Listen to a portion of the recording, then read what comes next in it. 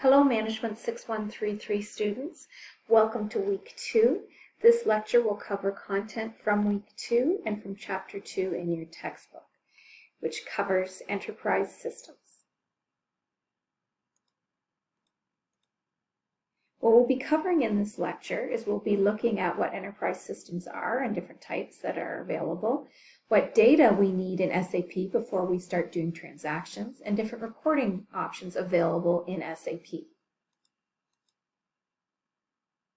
So when we're talking about enterprise systems, we're talking about complex and powerful information systems. So a bunch of information systems that are integrated together to do a whole bunch of processes and functions. So enterprise systems support the entire end-to-end process. So from if we're buying something all the way from finding suppliers, doing requests for quotes, receiving quotes, issuing purchase orders, receiving the material, billing the customer. So all of those processes are supported within one system. SAP S/4HANA is the one we will be using in this course, and it's one of the most popular ERP systems out there. But there are many others out there. JD Edwards, Microsoft Dynamics, DCOM, InfoSightline, Oracle are all examples of ERP systems that are out there, and there are many, many more. When we're talking about enterprise systems, most of them or all of them have architecture that, so we're talking about technical structure of the software, and it's the way software is used and the way the software is managed on hardware. Enterprise systems have 3 layers, and this is common to many types of software. The first layer is the presentation layer, and that's how users interact with the software. So think about Excel, how you enter data into the cells. The application layer is what the application allows you to do. So think again about Excel. It allows you to add rows, it allows you to sort data, it allows you to do subtotals, pivot tables. So that's the application layer. And then the data layer is where the work is stored and all the data is stored. So service-oriented architecture, or SOA, this is the technical capability that allows systems to connect with one another through the web or the internet. And that's what's nice about enterprise resource planning systems is that many systems, so your accounting system, your HR system, your purchasing system, can be integrated and integrated all over the world. So ERPs, or enterprise resource planning systems, are the largest and most complex type of enterprise systems. ERP systems, which is what we will be doing, is the ERP system SAP provides. It focuses on internal operations of an organization. It also integrates a lot of functions and processes, so integrating accounting with purchasing and production. And, ERP supports many different processes and functions within a company. So your production, your human resources, your finance, accounting, sales and distribution, procurement are just some of the functions it supports. So SAP, which is what we'll be using in this course, is a fully integrated ERP system that supports companies globally. It supports multiple languages and multiple currencies. When we're talking about enterprise systems or ERP systems, again, they support many different processes, and you'll often hear the terminology modules. So enterprise systems have different modules and support different processes. So here you can see modules that are typical in enterprise systems. So different enterprise systems may have all of these and more, or may support fewer of these, but this is, typical lingo is modules, and many times instead of using the whole term, such as production planning, you may hear just, the PP module or the MM module. So as I said, we are going to be using the Enterprise Resource Planning System offered by SAP. However, the next step in enterprise systems is to connect ERP systems with other systems, connecting them with supply chain management systems, which connects a company to other company that needs material from, supplier relationship management systems that manage the overall relationship between suppliers, customer relationship management connects ERP systems to those of their customers, product lifecycle management. This helps companies administer the processes needed to research and do product design. It takes the product from the drawing board to the manufacturing system. So an enterprise application suite connects all of these. So the ERP focuses on the internal functions of a company, but these are external. And so connecting them is an enterprise system application suite. So again, the collection of intercompany systems and ERP systems is an application suite, and there are suite vendors that provide the collection of applications and integrates all the data. So as I said, we are going to be using SAP S/4HANA, and we are only going to be looking at the ERP, the processes and functionality of the ERP system. However, SAP does provide the SAP Business Suite, and it includes the ERP, the CRM, the SCM, and the PLM to support intercompany processes. So we've talked about what enterprise systems are. Now we're going to look at the data you need in an SAP system or enterprise system before you start performing transactions. So we need data in our enterprise system before we start doing processes and transactions. And common databases store the data you need to do all the processes. And there's three types of data. There's organizational data, master data, and transaction data. You can't just start using an ERP system. You have to put in part numbers, customers, suppliers, all the information we need to do transactions. So the first type of data is organizational data.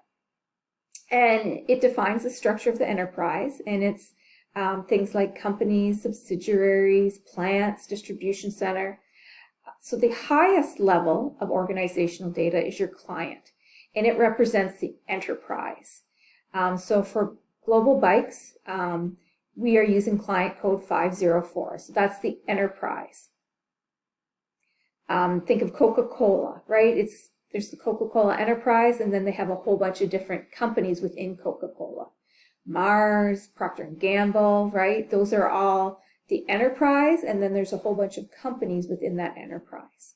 The next level is the company code, and this is the central organizational element in financial accounting. So each of these companies have their own books, and they're a separate legal entity. And then the next level is your plant, and it's where multiple functions are performed. So you may have factories, warehouses, offices, distribution centers. Those sorts of things are examples of plants. So here's just an example of Global Bikes. So GBI Enterprise is our client. Then we have two different companies, the US company and the German company. So for us, we're using client code 504. When we're doing transactions, we'll be putting in the company code US00 or DE00. And then the next level is our plant, and we have plants and distribution centers with different company or plant codes. So organizational data is the first type of data. The second type of data is master data. So organizational data is long-term data that never changes. Master data is long-term data, but it does change somewhat, right? We need things in our system such as part numbers, customer numbers, vendor numbers, and those don't change a lot, but we could be adding and taking some away. So this is data that's needed to perform processes involved with buying, selling, and making goods and services. A very common type, one of the most common type of master data is our material data.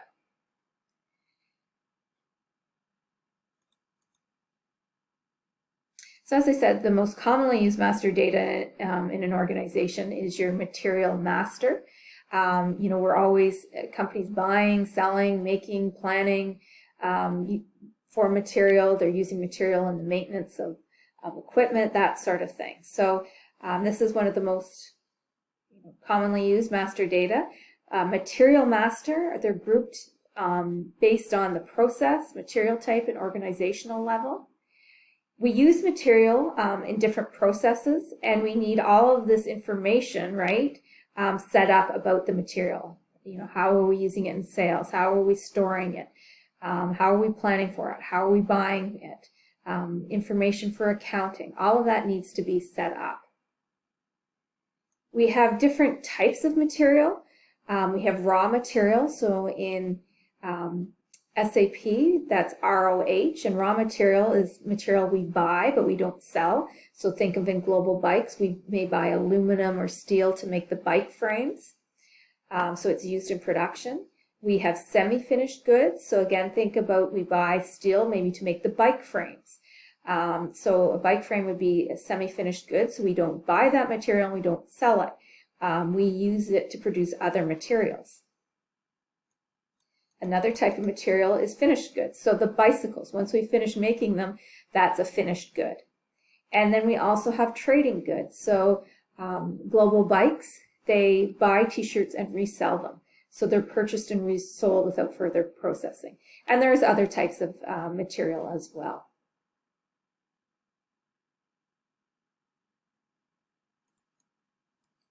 So one thing to keep in mind, the same material can be used differently by different organizational levels. So some may use it as raw material to make finished goods. Some may consider it a semi-finished good. Some may use it as a trading good. So it is used differently by different plants. So here's just an example of the global bikes product structure. So all of their bicycles are considered finished goods, but things like helmets, t-shirts, repair kits are all considered trading goods. One thing to keep in mind when you're considering organizational data and master data in your enterprise resource planning system is that you need to be very careful in setting this up. Garbage in gives you garbage out. When I've talked to many companies that use SAP and other ERP systems, that's one thing when they were implementing it, they wish they would have taken more time to set up all their material. I know 3M, they just imported the data from their old systems, but they wish they would have started from scratch. And I know at General Motors, we did that. When we implemented SAP, we started from scratch and put everything in manually rather than importing it from our other systems. So the third type of data is transaction data. So this is data generated during the execution of processes. So, we need to create purchase orders. We need to create invoices. So we need master data and organizational data in it to create purchase orders. And this data is constantly changing. So we've covered what enterprise systems are, what data we need in. The other thing that's wonderful about enterprise systems is reporting. So reporting are the ways users can view and analyze information, and it helps to make decisions. So SAP provides lists and analytics. This course is called Business Processes for Supply Chain Management Leaders, and reports help leaders make decisions. So, we have things that capture and store data. We have online analytical processing where reports are aggregated and data is summarized. There's different types of reporting options in SAP. There's work lists, online lists, analytics are provided. So again, all these information systems we can get data from and create wonderful reports and lists and analytics.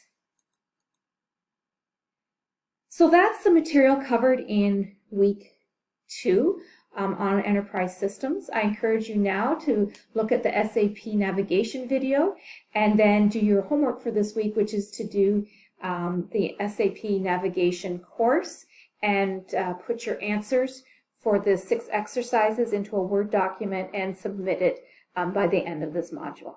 Thank you.